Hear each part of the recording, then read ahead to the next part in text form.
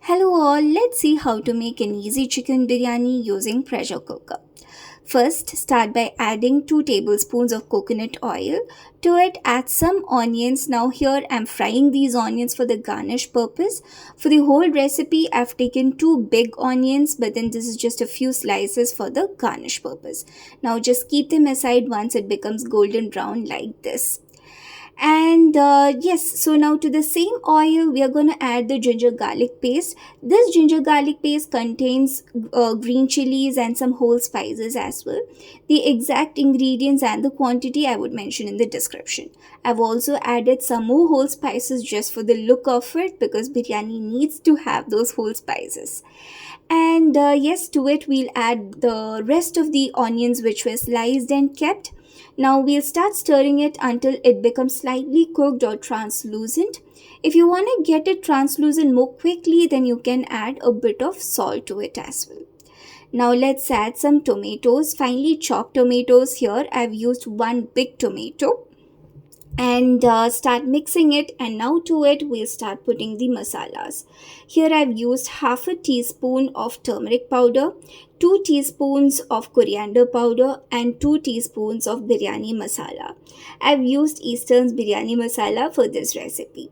Now start mixing it again until the tomatoes and the entire mixture becomes a little mushy, and to it we'll add some finely chopped coriander and mint leaves.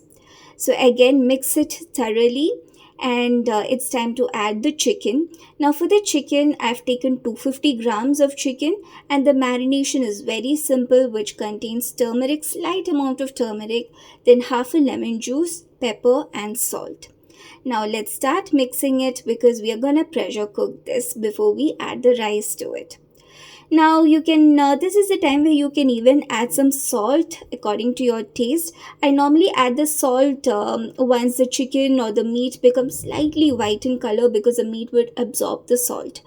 And we'll add a little bit of water. Make sure that you're not pouring too much of water also, because the water comes out of the chicken as well. This is to just make sure that the bottom doesn't get burnt. Now that's it. Now let's pressure cook it, and the mixture would look something like this. So we would have a gravy sort of a thing here. Now to this I am adding 1 cup of jeera rice which was washed and soaked.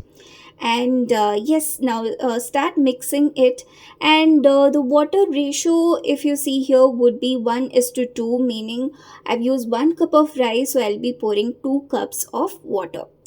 So and yes, and this is the time you can again check for if you need more salt. The salt should always be slightly a little above than normal, than the normal gravy, because it is the rice, and once the rice gets cooked, there's a good chance that the salt may not be enough, so you can add salt a little bit more than what you normally need. And then that's it. Let's pressure cook it. Here I've put it on medium flame, and I think I put it for like 5 to 6 whistles. That's it. Now your chicken biryani is ready, and it would look something like this. You can see the hot steam blowing in, and yes, and that's it. The biryani is ready, and it's ready to eat. Yes, plus the garnish. Don't forget the garnish. You have to put the fried onions. I'd also fried some cashews and raisins earlier in ghee, so I put that as well.